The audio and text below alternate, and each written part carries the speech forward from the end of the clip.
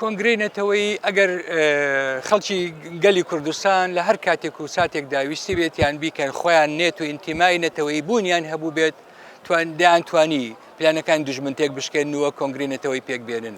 بەڵام بەداخەوە ئینتیمایە زۆر زعیف و لاواز بووە. 20 ساڵ بەر لە ئێستا ئەمە کۆنگرەی نەتەوەی ئێستای کەنەکەی کە ئێستا هەمانە لەسەر خواستی سەرۆگاپۆ 20 ساڵ بەر لە ئێستا ئەم پرۆژەی دابەزاند و کردی بە بڕیار و لای خۆیانەوە دەستیان پێکرد و جێبەجێ کراوە لە ئەوروپا یەکەمین کۆنگرە و ئیدی خۆیانیان بەس کۆنگرەی نەتەوەی لەسەر ئاستی باڵا دەست پێکرا خواستی سەرۆگاپۆی. بەڵام ئەگە بگەڕێنەوە بۆ مێژوو پێشە بخۆناغانە کۆنگرەی نەتەوەی لە هەموو کات و ساتێکدا زەروریەتی مێژووی خۆی هەبوو. بۆ نمونە لە کۆماری مەهاباد لێرە کاتی خۆی هێزە کوردستانیەکان، کوردستانی باشوور، کوردستانی باکوور لە هەموو لایەکە و کەسایەتی سیاسی سەربازی و سیاسیەکانی تری نیشتیمان پەروەر چون پشتیوانی قازیان کردو بۆ پارێزگاریکردن لە کۆماری مەهاباد. ئەمە بەشێکی ئەساسی کۆنگرەی نەتەوەی گەلی کوردستان و کەسایەتی سیاسیەکانی نەتەوەی گەلی کورد بوون لێ پشتیوانی قازی و دەوڵەتی کۆماری مەهاباتیان کردووە.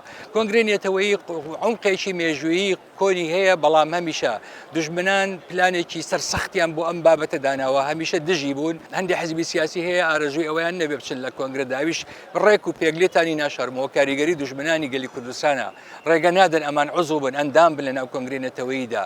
ئەگەر ئەندام بن لە ناو کۆنگرەی نەتەوەییدا کۆنگرە پێیان دەستپێری ئەم حیزبە پلانەکانی دژمن یان لەگەڵ دژمن هەڵسوکەوت نەکای لەسەر سفرەی دژمن کۆنە بێتەوە دانەنشێت و بەرنامە ڕێژی بۆ تێکدان و پلانی سیاسی گەلی کوردستان نەکا.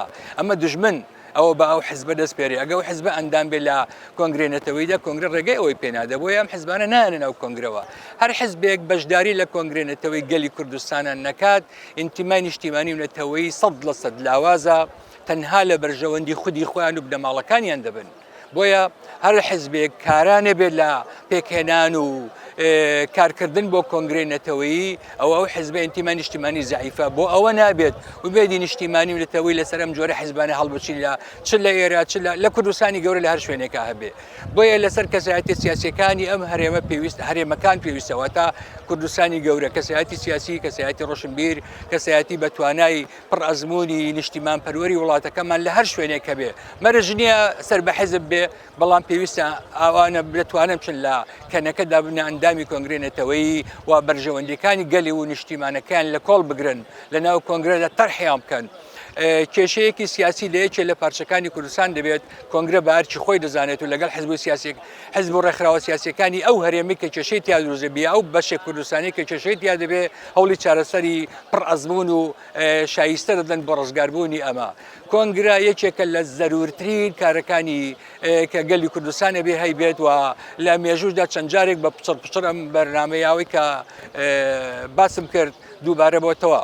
لە ئێستادا بەڵێ زۆر زەرورە، لە هەموو کاتێک زەرورترە و داوا لە حزب و ڕێکخراوەکانی باشوور دەکەم ئینتیمای نەتەوەییان بەهێزتر بکەن بڕۆنە ناو کۆنگرەی نەتەوەی گەلی کوردستانەوە کەم جوابی دژمنانی گەلی کوردستان مەدەنەوە کە دژمنی سەرسەختی ئەم بیرۆکەیەن کە هەم سەرۆگاپۆم پێشتریش کە هەبووە لە کوردستانە ئەویش یەکێتی نەتەوەییە. دەسا خۆش بێ دیارە یەکێتی نەتەوەیی یەکێکە لە پرسە هەرە گرنگەکانی هەموو نەتەوەکانی جیهان و بە تایبەتی بۆ نەتەوەی کوردواتە بۆ ئێمە تەمان پرسێکی زۆر گرنگە. دیارە ئەم پرسە چەند ساڵێکە ینی قسە و باس دێنێتە کایەوە و جاری وایە کۆبوونەوەی لەسەر کراوە، بەڵام بەداخەوە ئەم پرسە نەگەیشتۆتە ئەنجام واتە ئەم یەک ڕێزی و ئەم یەکگرتنە دروست نەبووە تا ئێستا. و من ڕاستی پێشم وایە کە ئەم یەکێتی بوونە ئەم یەکگرتنە دروست نابێ بەڕاستیانی.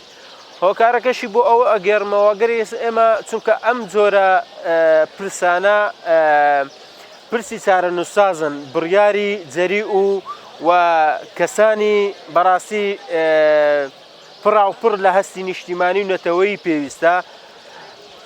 هەر لەم سۆنگەی ئەگەر دیقەت دەین ئێستا سیاسیەکانی باکوور واتە سیاسە کوردەکانی باکوور و ڕۆژ ئاوا و ڕۆژهەڵات ئەگەر هەستکەین زیاتر بەتەنگ ئەم مۆزوعەوەن واتە زیاتر لە سیاسیەکانی کوردی باشوور. ئەمەش لەبەر ئەوەیە چونکە ئەم سیاسیانەی پارچەکانی تر تا ڕادەیەک لە بڕیاردانە سربەخۆن و هەستی نەتەوەیی و نیشتیمانی بەسەریان نازاڵە واتە لە سنووری عائیلی و حیزبی و شخصی چوونەتە دەرەوە بەڵام ئەم پرسە ئەم بڕیارە بۆ سیاسەکانی باشوور بڕیارێک قورسە چونکە ئەم سیاسیانەی ئێمە هەمیشە لە بڕیاردانێکی ئاوایە بۆ بڕیارە بەسیتەکان بۆ مەرجە ئەگەڕێنەوە مەرجەکانیش بەڕاستی ئێمە ئەبینن کە تورکیا و ئێرانن بەڕاستی کە ئەمانش دوو دەوڵەتی داگیرکەرن و هۆکاری پەرتەوازبوونی ماڵی کوردن بە درێژایی مێژووی سەدان ساڵی کورد هەرچەندە هەلومەرجی ئێستای کورد لە ناوچەکە و لە جیهانە هەلومەرجێکی زۆر لەبارە ئێمە ئەبینین دۆزی کورد ئێستا زیاتر لە هەموو کاتەکانی تر زیاتر بڵێن گەشەی سندووە و ناوەندە استراتیژی و جیهانیەکانی ینی پێوە سەرقاڵ کراوە بەڵام بەداخەوە یعنی ئەم ڕۆحیەتە نابینم لە ناو سیاسە باڵا بڕیار بەدەستەکانی گەلی کووردە چونکە بەرژەوەندی شخصی و حیزبی و عائیلی لێ ناگەڕێ بەڕاستی یعنی هەستی نیشتیمانیان ئەوەندە فراوان بێ سنوورەکان ببڕێ و بەرەو یەکڕیزی و تەبابوون و ڕزگاری بچین.